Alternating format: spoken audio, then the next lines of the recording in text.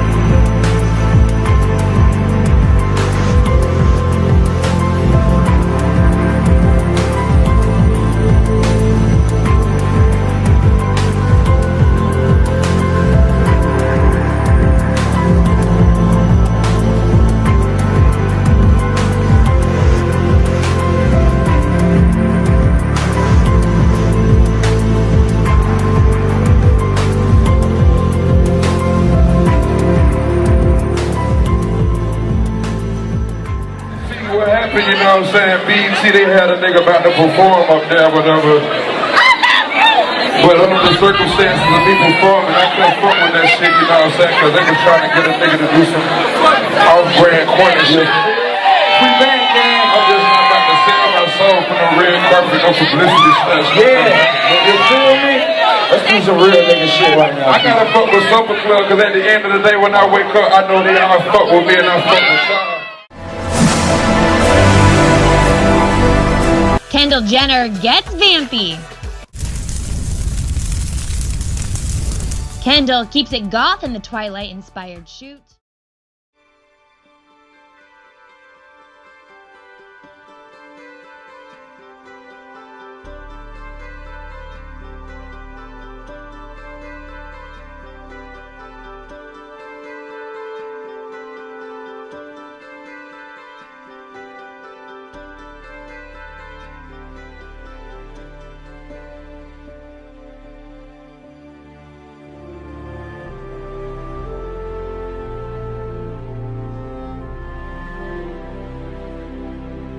And there's also parts in the album where you speak to Lucy, Lucifer, It's the devil. So you it's trippy.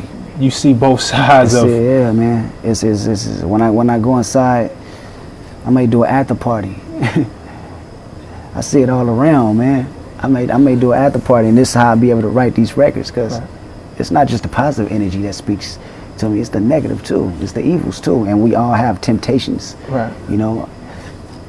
Me, I'm just fortunate enough to translate them temptations through record. Right. You know, I always said this is truly a gift for me.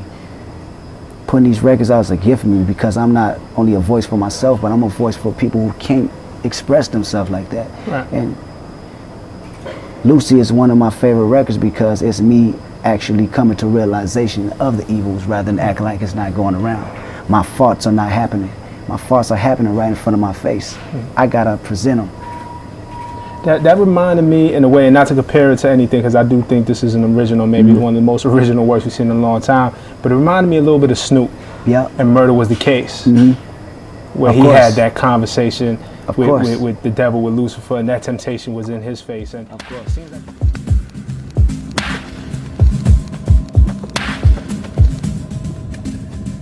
Lucifer Morningstar. Is that a stage name? God-given, I'm afraid.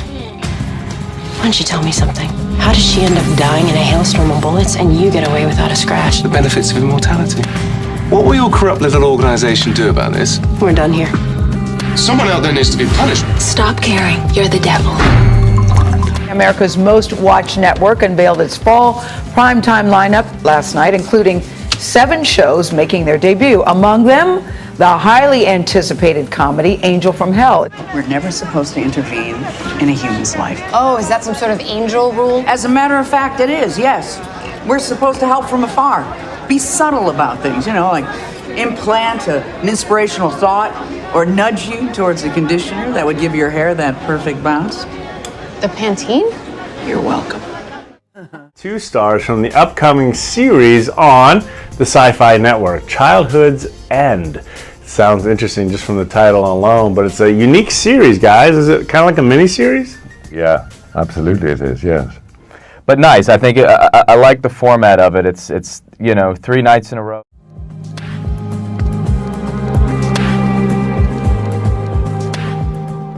I play, as you say, a character called Corellin, who is an overlord. And the overlords come to Earth at a time when there is economic crises, wars, disease. The world's in a very bad way. Arthur C. Clarke wrote that in 1954. Here we are in 2015. We have economic crises. We have people with not enough food to eat. We have an increasingly serious war going on in the Middle East. So, you know, anyway, what happens is that these superior beings come to Earth to supervise the running of the planet. And we eradicate disease, economic crises, wars, and create a utopia that lasts for 100 years. Mm-hmm. But utopia comes at a price. Of course.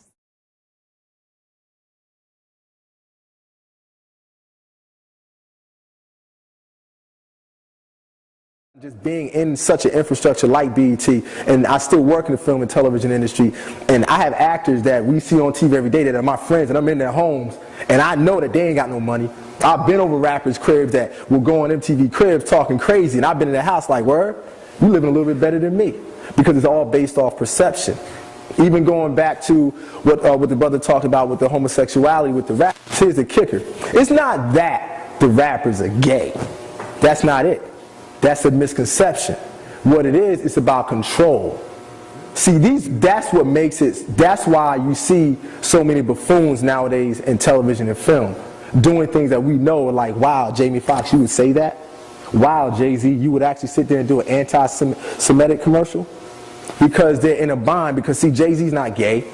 I'll use him as an example. He's not gay, but once you reach a certain level within that weapon of mass destruction, you have to give something up. There's something that you're going to give up because you got to be down with that crew. And how do I know? Because it happened to me. That is why I'm standing here talking right now. I reached a certain level in that station. I was the only producer to ever come as a new kid and create a multi-million-dollar revenue generating show. So it's not even reality television. But they understand that majority of us, whether we like it or not, are lazy as hell. On a spiritual level, we think because we work 3 jobs that now I'm not lazy, but spiritually, psychologically, the masses are lazy. But the majority of us, and I know it's going to be kind of harsh, but the majority of us will never fulfill our dreams. So we'll never be in a position to say what we would or would not do. You understand what I'm saying? We'll never be in that position. Because before I got there, I would say the same thing until I got there.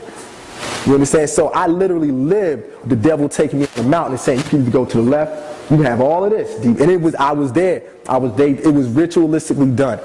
The vice president sent his right-hand man to me 3 straight weekends. They do everything in 3s. But now it's time for them to introduce me to the inner workings of this monster that's created.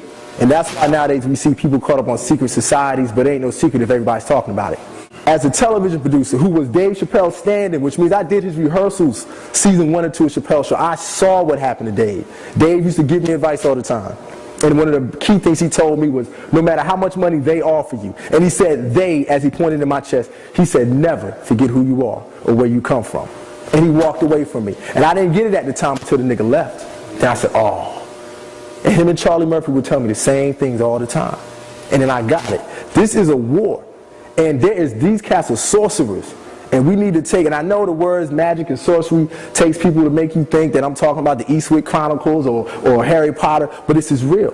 because it's affecting our babies. So when they see all these signs visually that say whatever has happened in urban America as far as the perception on television and film, I was basically the fly on the wall.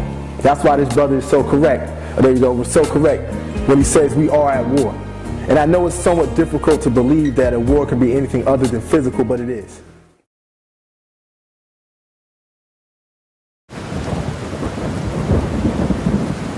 He asking me, you know what I'm saying, if I was going to sell my soul, telling me what I needed to do to take my career to the next level in dark.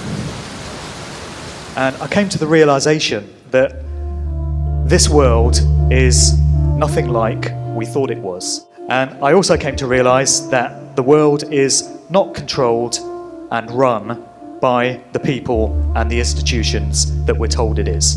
The truth is very, very different. In actual fact, there are various organizations and groups working through secret society networks that over a vast period of time have come to control and manipulate pretty much every aspect of daily human life. And that absolutely includes the entertainment industry.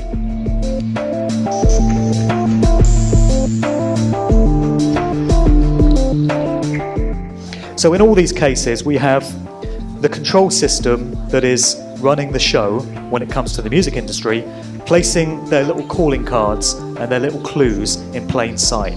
They're letting you know who owns these artists because their asses are owned, lock, stock and barrel. And there's a phrase that you often hear, which is they've sold their souls for fame and fortune. And I would suggest that rather than that being a myth or a convenient kind of quip or phrase, there is a lot of truth to that statement. I didn't know, you know what I'm saying, I never really heard the gospel in its purest, you know what I'm saying, in purity and in truth, you know what I'm saying. I ain't know that Jesus Christ was the only way.